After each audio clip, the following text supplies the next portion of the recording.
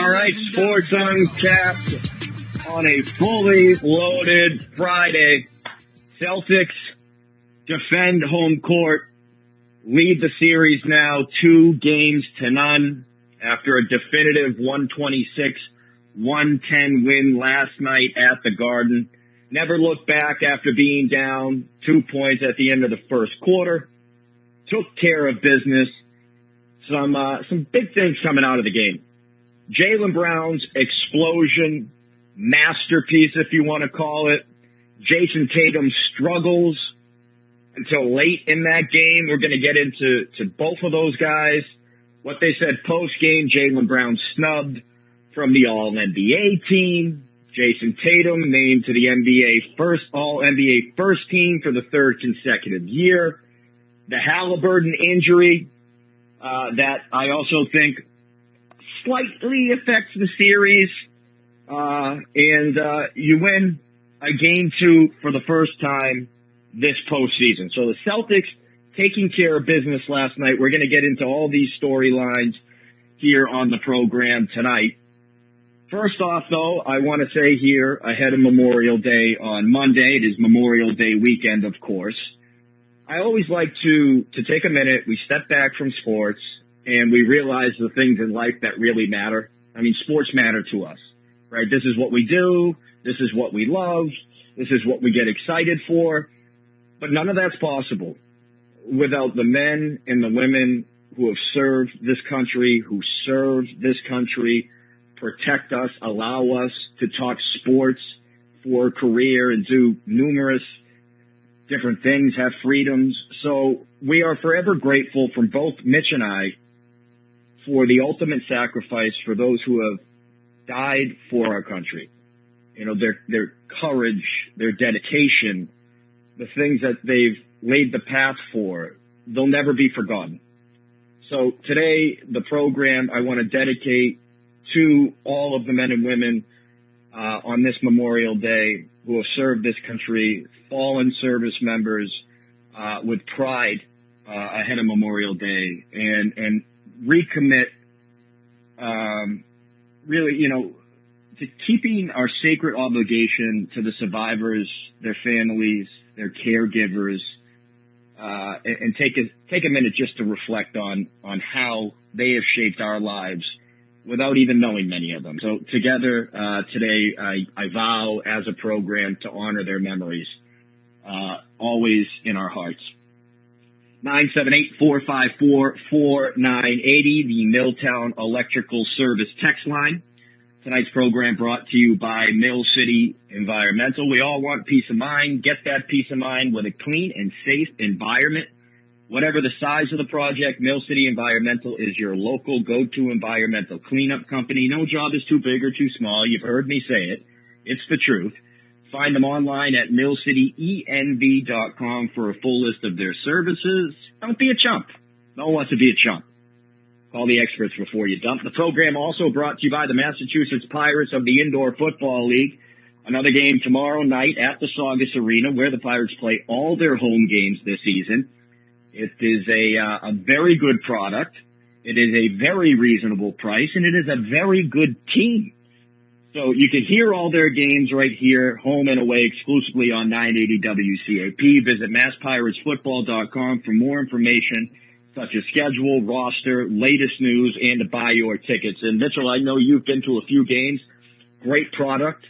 So it is something you definitely want to check out. You're looking to kick off your weekend the right way. Pirates home tomorrow at the Saugus Arena. Mitchell, what do we think about this series? Because on Wednesday's program, I said 5 or maybe 6 games. I walked out of last night after the injury to Tyrese Halliburton, and I said, this series is over. This should be a sweep.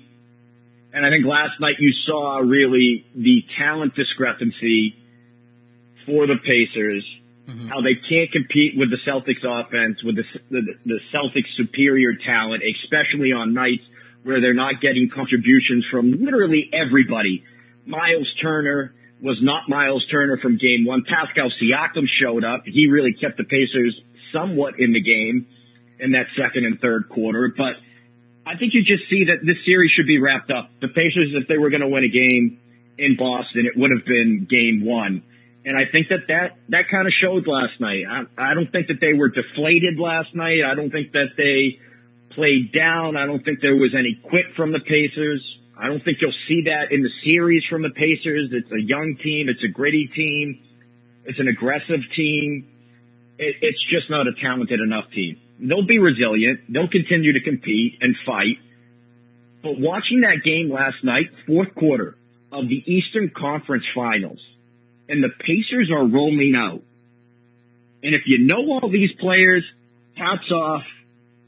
I give you a show of respect. Jalen Smith, Doug McDermott, Obi Toppin, Ben Shepherd, Andrew Nembhard.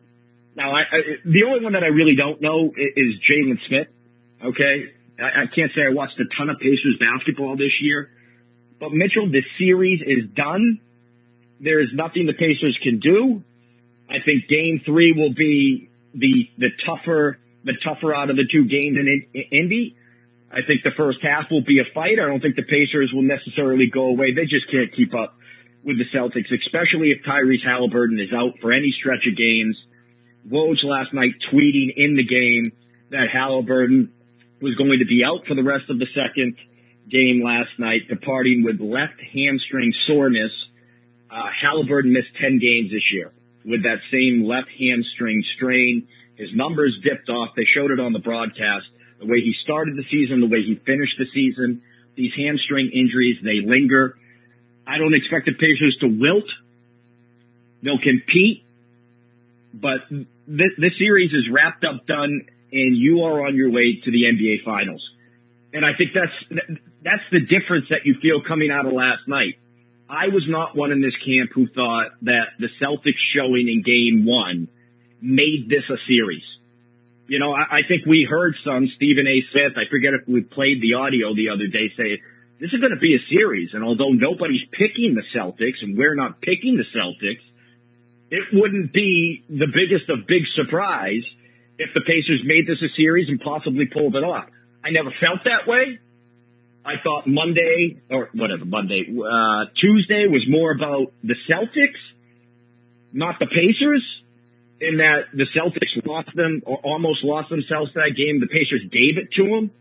So I didn't look at it as Indy was this, team that all of a sudden we were underrating.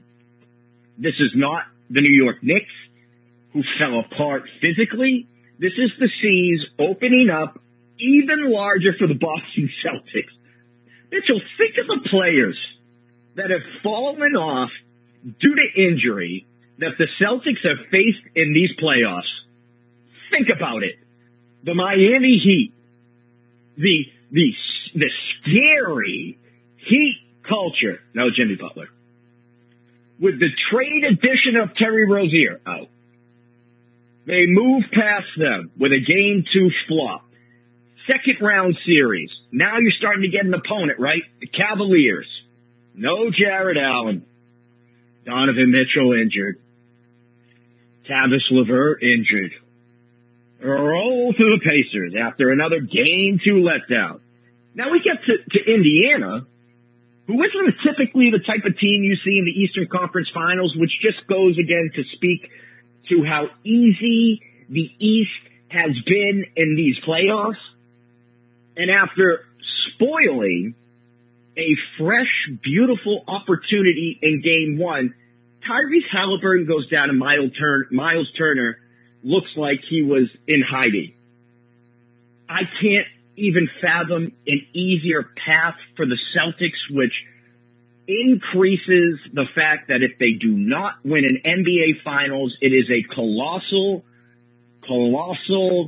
failure of epic proportions. Mitchell, your thought coming out of last night? Yeah, so, I mean, like you noted with the past series, with the Heat and the Cavaliers with injuries, I was hoping that the Pacers could stay healthy for this whole series and just really put up a fight in every single game.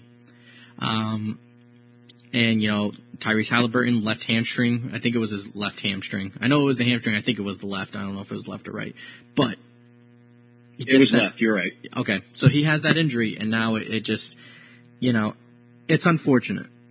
Obviously we don't ever come on here and we don't ever say, I hope this player gets hurt. We've never said that. We will never say that. But, we wanted the Pacers to stay healthy, and we wanted them to go ahead and put up a good fight against the Celtics. Game one, we talked about it up until the end. The Pacers were doing great, and then the Pacers blew it. Coaching mattered in that instance, and they messed it up. Then you look at this game, Celtics, they took it and they ran with it. But competition, it matters. I say this all the time when it comes to drafting with the NFL. Competition matters. Well, competition matters in the NBA as well. We saw the and someone just called me. Don't want that now. We heard don't you love that? Yeah. Just to cut you off, don't you love when people call and you've been doing a show for 5 years, and they call and then they text you and they say, "What are you doing?" Yep. It's like, I'm doing what I've been doing for the past 5 years at this very same time. What are you doing? I just sent in all caps. I'm at the station. You know this. So anyways. Continue. The competition, it matters. I just wanted the Celtics to go ahead and to go up against a fully healthy team, a team that was built from top to bottom, a team that can go ahead and can really not necessarily give them a run for their money, because I didn't look in anyone in the East that really could do that, besides maybe the Heat if they were healthy. So I just wanted them to go up against a healthy team just to kind of prepare themselves, because we see in the West right now, it's the Mavericks and the Timberwolves, and you look at the competition they've gone up against. The Timberwolves at the beginning of the season, I said the Phoenix Suns, they were a team, that got proven wrong, but they swept them, no problem. They go up against the Nuggets, Game 7, they won it. Now they're playing against the Mavericks. The Mavericks, it hasn't been a cake run for them as well. They played against against the Clippers. And the Clippers, they were a weird team. They were hot, they were cold. They were the Katy Perry of this season. And then they went ahead and then they faced off against the Thunder. And the Thunder they're a young team. They are an extremely young team. Chet Holmgren going into his second year. I think the oldest player on the team is Lou Dort. But other than that, everyone else on that team is, 25, 26 or below. I think Josh Giddey is 22. So they have a lot of young guys there, and this is their first real postseason run. And they took the Mavericks to 6 games, and they lost, but it was a hard-fought Game 6. They almost won it. They almost pushed it to Game 7. And now the Mavericks and the Timberwolves, they're going at each other. I think that's going to be a blow-for-blow series. They're going to trade them, and we're going to see those teams keep fighting. But the Celtics right now, I wanted to see them go up against real competition, real team that is 100% healthy. Let them really scrap it out. And now what's happening? It's another injury, and their best player. Yeah, and it's the best player. Again, and it's the tone setter. It's the tone setter who helps them play with that pace. Now, I like T.J. McConnell. I think he's off the bench. He's a Peyton Pritchard type. I think he's better than Peyton Pritchard. And I know probably Celtics fans are going to get their back up. McConnell's not the same shooter, but as far as a pesky playmaker who I think impacts the game, I think that he's a slight above Pritchard, but, that's neither here nor there. They just don't have the depth that the Celtics have, the top-tier talent to begin with, and Halliburton makes that whole team go. So, I walked out of last night, Mitchell, and I will say this. I think last night's win for the Celtics was more impressive than the Game 1 win.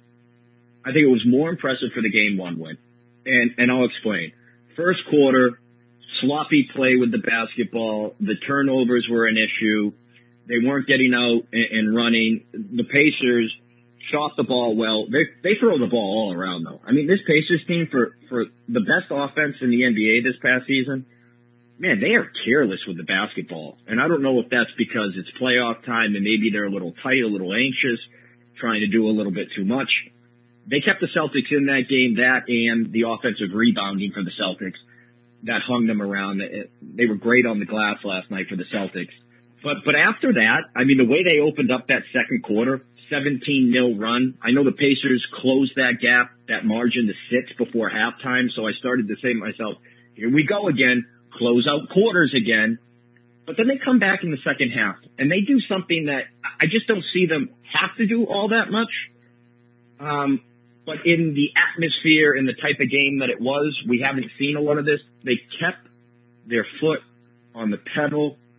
They played well in the third. They closed it out in the fourth, and it was a wrap. And to me, that's more impressive, that mindset, them finally doing what they're supposed to do, which, by the way, shouldn't be all that impressive, right? I mean, it's a low bar when you think about that. Makes it more impressive than the Pacers dribbling the ball out of bounds twice, not advancing the ball, not fouling, and then all of a sudden your top talent shows up and puts a nail in it. To me, it's just more impressive. And I think that I like to see the mix. I mean, I think there was some positive to take out of game one. Don't get me wrong, especially with Jaylen Brown, and we're going to get to him here in this program because I think the carryover you saw from Jaylen Brown is the complete opposite than the carryover that you saw, or lack of carryover, from Jason Tatum. So we'll get to that. But was last night or game one more impressive to you? Do you think the Celtics learned from the past mistakes? Do you feel any better about them, keeping their foot down on the gas? Because regardless of the Mavs or even the Timberwolves, on paper, they're the better team. They're the deeper team. And I think both teams should give you pause and concern when they ultimately make it to the finals, which for the Celtics is definitely going to happen. In the West, we'll see how that series pulls out. Dallas taking a 1-0 lead in that series, Kyrie going off. So we'll see. Anthony Edwards look gassed. But going back to the question, do you feel better about the Celtics after last night? Did they learn from their mistakes? Do you believe that? Was it more impressive? It was a great win. Would I say it's impressive? No, not really. It would have been,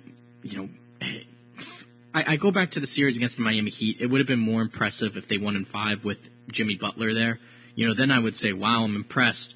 Because we've seen this Miami Heat team, in the bubble, they beat them in 6. The Celtics beat them in 7, but it was a hard-fought 7, and Jimmy Butler was a 3-pointer away from bringing that team to the finals against the Warriors. And then they go up 3-0 against you. You win 3 in a row. They beat you in Game 7, and they beat you badly. And Tatum got hurt. Rolled his ankle.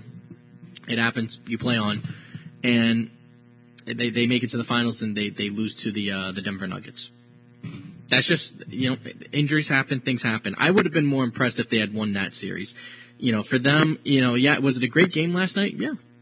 I look at, Jaylen Brown specifically too, and I was impressed by his performance. And I think the team has played all around better. Like we're going to get to, Tatum and Jaylen Brown, later on in the program. But, I look at just how the team played as a whole. And, I've been talking about, go with the hot hand. Who's doing great stuff, who's doing, who's playing great, who's doing their job, who's doing the, what's best for the team. And, Steven, I got to give a shout out to, the best player on the team, of course. Derek White out there, 4 rebounds, 6 assists, 23 points. What more can you ask from the guy? He's doing anything and everything, and he's, the best player ever out there. Love that I have his jersey. It's fantastic. Derek Zip White, up, Mitch. love him. Zip up. Yeah. Yeah, zip up, Mitch. Zip up. But no, in all seriousness, he's been playing. That studio has windows. Zip up. But in all seriousness, Derek White and Drew Holiday, there's some nights where you look at their point totals. Like Drew Holiday last night, 15 points. That's great. But there's been some games, in the past 2 series where what do we see? We see 4 or 6, and you're not asking a lot out of them, and they're contributing a little bit more. So it wasn't an impressive win. Yeah, everyone contributed, so it was impressive. But do I think that this team has sold me that they can go ahead and they've changed? No. I need to see more consistency, and I need to see it against competition, against a healthy team. If they had gone ahead and similar to what the Nuggets did last year. The Nuggets swept last year, I believe, in the first round. Then they won in 6 games. Then they swept again, and then they won in 5. Then I would be like, a lot of people picked them to go back and repeat. And rightfully so. They showed that they are a tough offensive team. You know, a couple of their guys in Game 7 had a tough game, but if they go next year into the playoffs again, it's still going to be the same thing. People are going to look at Jamal Murray and Nikola Jokic and say, hey, that's a tandem, that's one. They've proven it. You still have to respect them. And I think the problem with that team is they lost Bruce Brown. They lost that spark off the bench, and I think they needed to replace that, and they never did during the trade deadline. But, I mean, that's the Denver Nuggets. So here's where I think we both have done this. I mean, this is talk radio. You give enough takes, you give enough opinions, you're bound to cross over a little bit. I have to give the Celtics credit last night, despite the level of talent and the discrepancy between the two teams. Because how many times have we come on here and said they played down to competition, right? They let go of the rope. They played down to competition. Big lead, let it slip through their hand. They ultimately win. Well, now here it is, the playoffs. They did that last series against Cleveland in Game 2. And then last night, in a similar opportunity at the Garden, Game 2, up 1-0 in the series, and they didn't do it. They didn't do it. I mean, the Pacers went on runs. The Celtics had their moments, but they weren't glaring. It didn't put the game at risk. It was early enough. They responded well, and they were led by one of their best players, if not their best player, which now, Mitchell, people are saying Jaylen Brown doesn't get enough credit, doesn't get enough flowers thrown at him, is underrated, and is the Celtics' best player. Kendrick Perkins, who seems to have a little thing with Jason Tatum, as in they don't really care for each other. I think it's in the past you could say Perk was trying to motivate Jason Tatum, right? Being a former Celtic and a guy who had won a championship. Trying to spark Jason Tatum. Now I just think that he doesn't care for the guy. Mitchell, if you could play number one, this is Kendrick Perkins. When asked, what statement did Jaylen Brown make last night? Here's his response. What statement did Jaylen Brown make? What statement he's been trying to make all postseason long? That he's the best player on the Boston Celtics. He's the best player on the Boston Celtics, and he's willing to stand on business. Last night was a prime example of a guy taking it personal and responding in great fashion. Mm-hmm. He may try to downplay it, but we could see it in his face that he was pissed off he didn't make an all-NBA team and how he handled it. All right, y'all take this 40 piece. You look at before the Cavs series, before that series started, Jaylen Brown was on record talking about how much the last time they played the Cavs, how much it haunted them because the Cavs and LeBron James sent them home. Had nothing to do with Donovan Mitchell. What did he do in Game 1? He come out and he handed them 32 points. This man right here has been consistently great throughout this postseason for the Boston Celtics, averaging around 25 points per game, shooting almost 55% from the field. And at times, we keep wondering, when is JT going to arrive? When can we put his name in the conversation with Luka and Anthony Edwards and things of that nature? And Jaylen Brown is saying, I'm sitting up here, I've been crying for a bottle.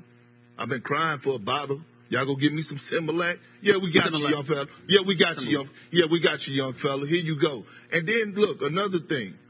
That game winner in Game 1.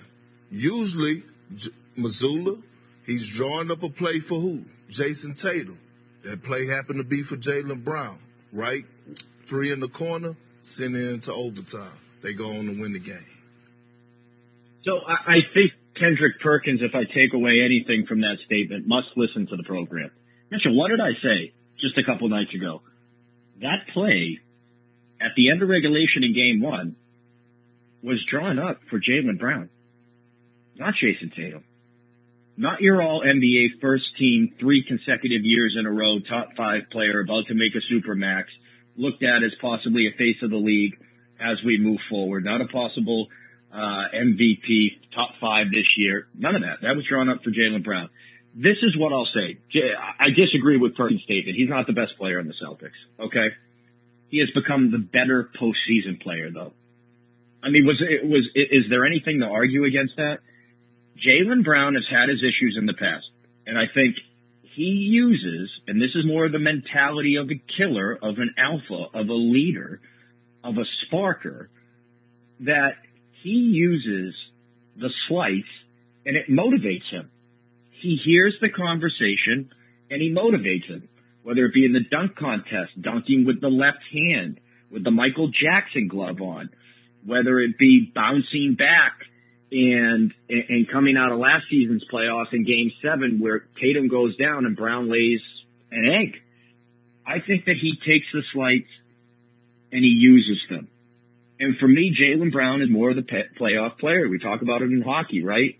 There's a difference between a great regular season team and guys who can handle the physical nature of the playoffs and the mental stresses of the playoffs and the way that the game changes in the playoffs. And there are guys who cannot. You know, Hampus Lindholm, Charlie McAvoy. And I'm trying to cross sports to give you, you know, the idea of Jaylen Brown is not the better regular season player. Okay? He doesn't assist. He doesn't affect the game as much. His playmaking ability isn't the same. He's not quite the rebounder. He's shorter. He's not quite the rebounder that Jason Tatum is. The assist guy. Defensively, I think right now he's better than Tatum. But the shot-making ability and the repertoire, that's Jason Tatum. I'm not going as far as saying Jason Tatum is not the better player. Once again, though, when is he the better player? Jaylen Brown was getting that team initiated in the offense all night. Every single time he went down the floor, he was touching the basketball at the top of the key and starting out the offense, getting the offense into a groove. Where Jason Tatum was hanging off to the side, we'll get to him in a second. I don't want to make this about him. The offense went through Jaylen Brown last night. And just the mentality. He's always been a fast starter, right? Jaylen Brown is usually the guy that gets the Celtics going in these emotional, need to redeem themselves, back-to-back type of games. Like, that's usually Jaylen Brown. He sets the tone. He's the tone setter. But usually then as the game goes on, it kind of evens out. 40 points last night. He didn't even out ever. He didn't even out at all. Killer mentality, emotional, leader, energy guy, aggressive. I look now and I say, and we said this the other night, we said it before, I wish that Jason Tatum had the mentality of Jaylen Brown because he would be the face of the league. Jaylen Brown has a closer personality and it factor like Anthony Edwards does. Like one of those, like that type of guy. And I think, you know, the all-NBA snub, we'll get to that in a minute. I think that motivated him last night. I think the fact that he made those big plays down the stretch the other night, you know, getting the ball off of Siakam, just putting the pressure on Siakam, regardless of how it was drawn up by Carlisle and the mistake, making the shot. I think Jaylen Brown uses the noise as a chip on his shoulder with something to prove. Jason Tatum listens to criticism. And Jason Tatum in these moments feels like the pressure is affecting him. Whereas it doesn't seem to be doing that to Brown. Brown gives you the right reactions post-game. He says the right things. He's mad when they lose. He comes out to start games the right way. He's always trying to pump guys up. I've had my problems with Jaylen Brown, but this is the reality of it. Is Jaylen Brown underappreciated? Is Jaylen Brown the better player? Do you agree with Kendrick Perkins? I think, like you said, he is the better playoff player, but he's not the better overall player. Tatum has more to his game. He has more in his bag. There you go. Brought the lingo out. Yep. And I think you know, Jaylen Brown, I think he's a better defensive player, but there's times where his offense will lapse. You know, I think Tatum is a better three-point shooter. I think he shoots the mid-range better. I think Jaylen Brown can attack the basket better. We've seen him dunk over a lot of people, and I mean a lot of people. But I think you know, Jaylen Brown's the more versatile defender. I think Tatum also, you know, he can dribble better. He can go ahead and go with his left hand, and I think he's a better playmaker. You know, so after tallying everything up that I just said, again, the three-pointer, Tatum, mid-range, Tatum. He has more of a larger dribble package. He has more of a bag. He's more of a playmaker, and I think he's also I think he's a better rebounder too. I think he sometimes is able to get into the right spot. But Jaylen Brown, better defender. He can dunk on people, And I think he's just more ferocious. I think he has a lot of tenacity. And like you said, if Tatum had that, it would be better. You know, LeBron became the face of the league when he went to Miami, and then he started going after people. I would say after that, he was the face of the league before. I mean, there was criticism of him not being able to get over the hump, but he was still. I mean, him and Kobe. It was him and Kobe. When it was him definitively, when it was just him.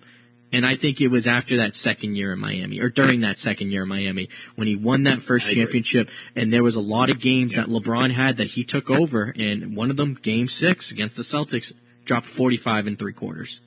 I mean, it was an absolutely insane performance. But he showed that, you know, in that instance that he went after it, he was talking his talk. You know, when he played against the Celtics in those playoff runs for those first 2 years, it wasn't friendly banter. I remember it was the first year, he was holding the ball, he was laughing, and then KG looked at him. You know, KG wanted to fight him right then and there, but, you know, he knew that he couldn't do that and then risk getting suspended or whatever.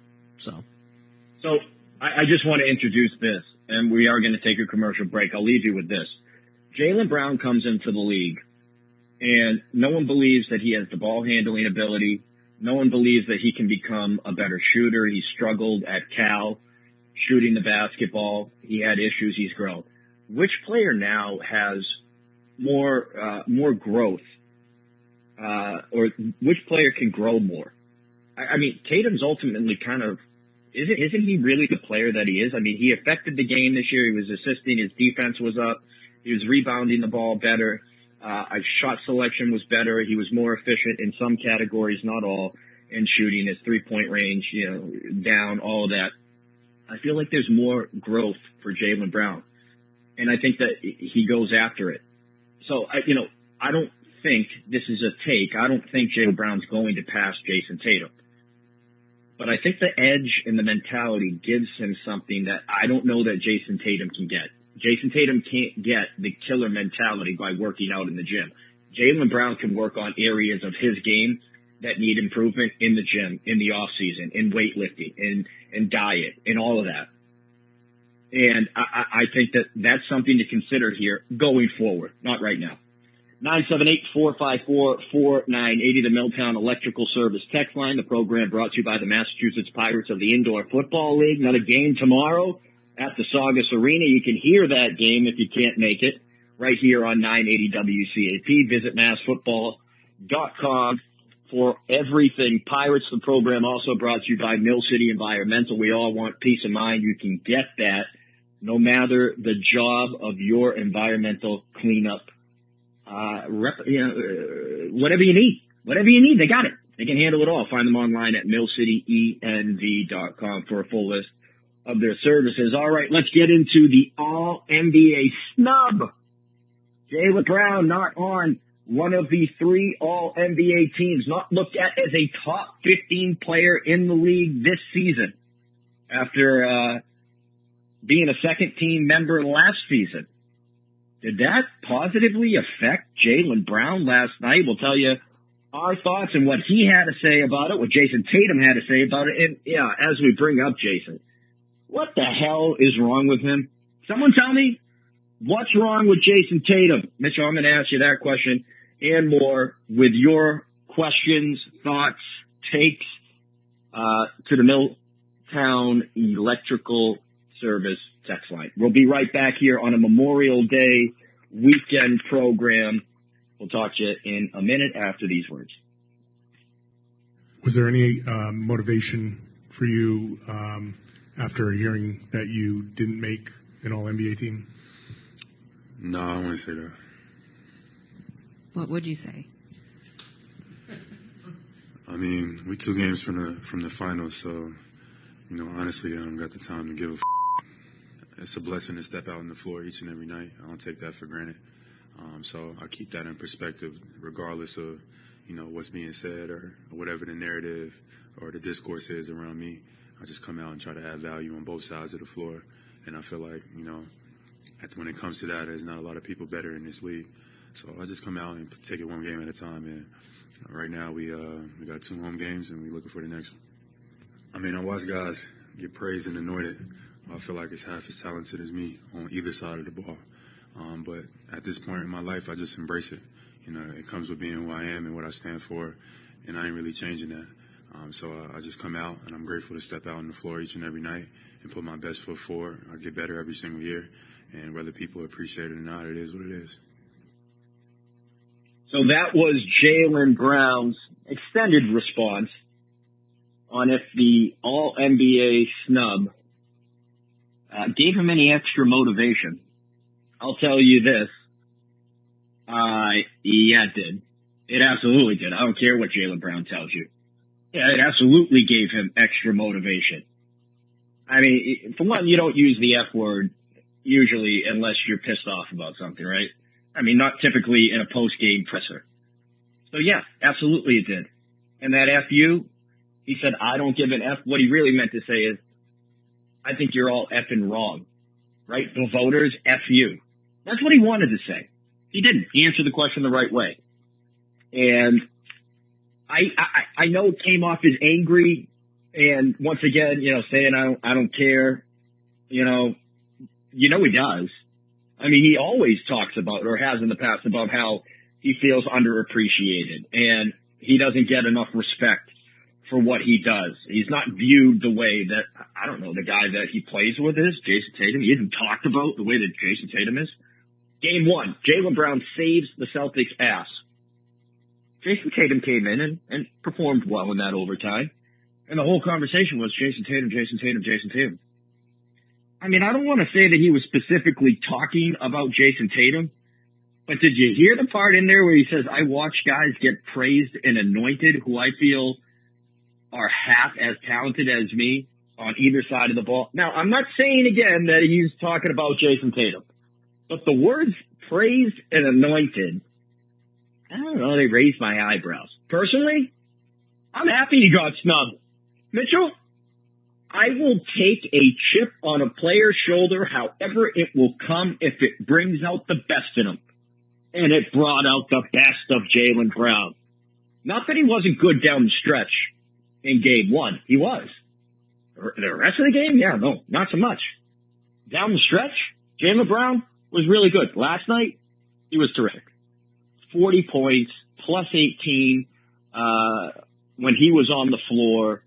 He was 8 of 11 from his free throws, not bad. 4 of 10 from 3, not bad. 14 of 27 from the field, pretty damn good. 2 assists, I mean, all over the friggin' place. And playing with an edge. So, listen, now, this is where, you know, I say, I'm glad.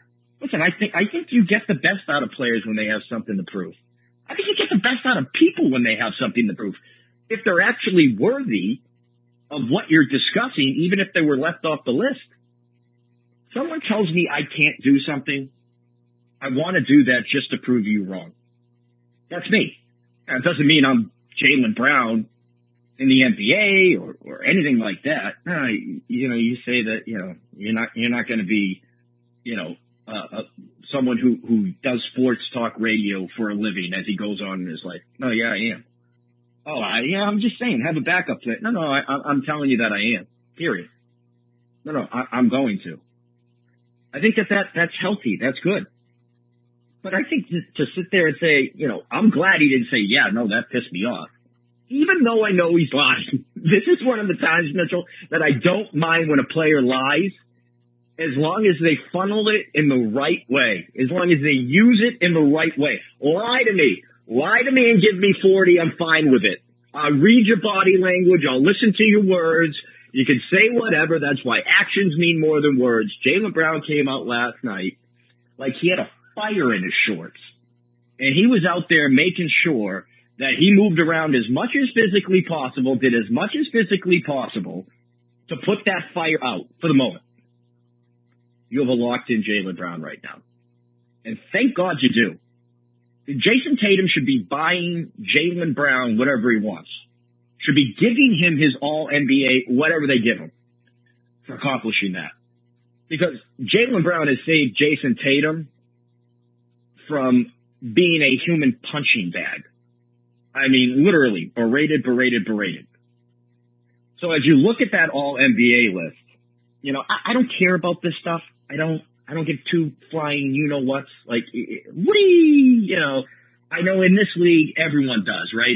It's not just about being, on the list and the incentives that come with that from a money standpoint. Last year, I think it meant more to Jaylen Brown because that allowed him to get the Supermax, whereas if he didn't want to make one of those teams, he wouldn't have made the Supermax. It really affected his money. This year, I think it was like a $2 million bonus, which for me and you, Mitchell, that would be a big friggin' deal.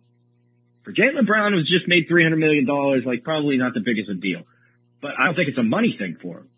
I don't think it's a money thing for a lot of these guys, unless it's a contract thing. I think it's more about, the view around the league, the perception of the player, the marketing that comes with it, the respect that they feel. First team was Giannis, Luka, SGA, Nikola Jokic, and Jason Tatum. Second team was Jalen Brunson, Anthony Davis, Kevin Durant, Anthony Edwards, Kawhi Leonard. That was the second team. Third team, Devin Booker, Steph Curry, Tyrese Halliburton, LeBron James, Domantas Sabonis. Mitchell, I don't care about the voting. I can't sit here and tell you that I know all these guys' stats. I can't sit here and tell you I watched 82 games of all teams in the league and looked at them on a night-to-night basis. I don't know. Do I think of Jaylen Brown as a top 15 player in the league? Yeah, I do. Does it mean he had the best season? No, it doesn't. I don't really care. Although he did improve in several areas. Could I make an argument that he should have been on there over Devin Booker because Devin Booker wasn't nearly as healthy as Jaylen Brown? Yeah, I could do that. Could I say that Jaylen Brown is a better player than Tyrese Halliburton? And I'd rather have Jaylen Brown over Tyrese Halliburton, who made it to that third team? Yeah, I could. So I could see where he feels slighted by that. I get that. I understand that. I don't care about that. But I care about how he uses it. And I think he's using it the right way. Yeah, just go off a couple points you made there. First, yeah, Jaylen Brown is playing pissed off, and I respect him for it. It's about time. Honestly, it's about time that one of these guys, whether it be Jaylen Brown or Jason Tatum, it's about time that these guys go ahead and they take offense to something. We go ahead and we criticize them on this show. There's other media platforms that go ahead and criticize them on the show. And the great players in any sport always find ways to go ahead and motivate themselves. They try to get themselves out of that loop of doing things, robotically or doing them very monotonous.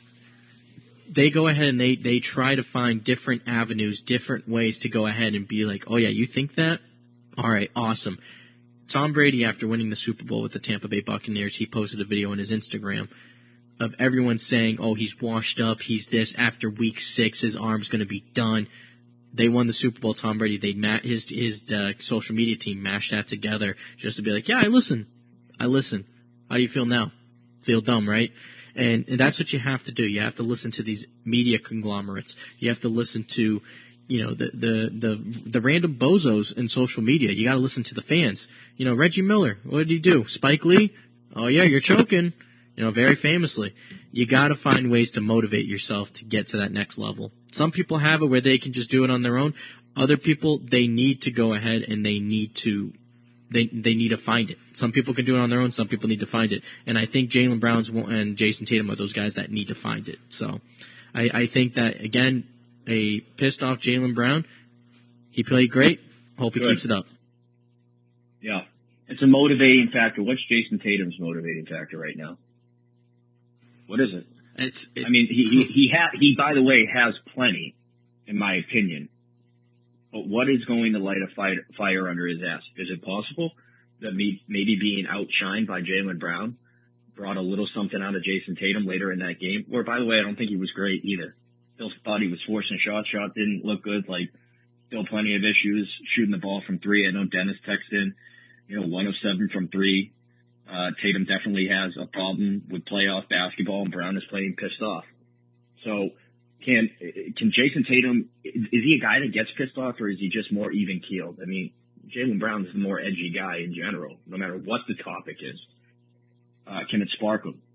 That's what I think is important here. 978-454-4980. On top of that, the Milltown Electrical Service text line. Bill texted, and I have major concerns about Tatum's performance, or should I say lack of performance. No question in there. But you know what? The statement's absolutely on point. Let's discuss that. We're going to take a quick commercial break. Final segment of the program when we come back. Sports Uncapped will return after these words. I mean, it's special. It's something I strive to do, that I expect, but it's nothing I take for granted. It's an honor to be on first team All-NBA. So many talented guys in this league. The talent just gets better and better each and every year. So I'm very fortunate to make that team again. I'm thankful for everybody that has helped me along the way. Success is not something that you can achieve by yourself. So, it's a lot of people that deserve credit in helping me get to where I'm at. I mean, it's special. It's something Jason Tatum last night asked about his All-NBA honors. And I think that Jason Tatum's answer was okay there, Mitchell. He's asked about it. He's responding to it. You don't want to disrespect it. And I think at the end, he gives credit to the people that have helped him get to this point. I wish he said teammates instead of just people in general, because, I don't know. Maybe it's just nitpicking of words. But I thought his response was okay. Jason Tatum making the All-NBA team, the first All-NBA team, for the third consecutive year. I do want to say what scares me about Jason Tatum from last night is not even the continued slump shooting the ball. And I realized he was better in the third quarter. He was better, in the fourth quarter. He looked more engaged. He looked more a part of the offense. But what scares me about it is there was a half a basketball from Jason Tatum that wasn't just bad shooting. He looked uninterested. He had bad body language. I felt like he gave up on some closeouts, didn't contest. He was getting beat defensively. He was walking up the floor. I mean, there were just signs from Jason Tatum last night that wasn't just, oh man, this guy's in a shooting slump. Oh, this man is stressed out right now. The pressure is getting to him. Pressure can get to you. Effort, the pressure shouldn't affect your effort. If anything, it should increase it. That scared me.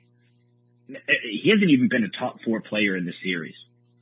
We go on down the list of top players in the series, and Jason Tatum is the best player on both of these two teams. Jaylen Brown has been better. Drew Holiday has been better. Tyrese Halliburton was better in game 1. I think Pascal Siakam's been a better player in this year. Jason Tatum isn't even in there. And he seemed disconnected with his teammates. And I just think it's a bad look. He's not scoring, but he also is not impacting the games in other ways. He didn't do that last night. So we'll see what Jason Tatum is. The only minus player on the Celtics last night, Jason Tatum. Not what you want from your best player. We'll see how he bounces back. We'll see how the Celtics handle Game 3 in Indy tomorrow night. Again, this program on Memorial Day weekend. Take a minute. Just pause for a minute to think of why you're able to be you. I mean, don't do it because I say so. Do it only if you want, but that's how I feel. We do have special Memorial Day programming on Monday, so we will be off. Check out our YouTube page, though. YouTube.com, Sports Uncapped 980 to find previous shows on there. Thank you, Dennis. Thank you, Bill. Mitchell, great job. Everybody have a happy and healthy weekend. Enjoy yourself. We'll talk to you next week. Good night, Merrimack Valley.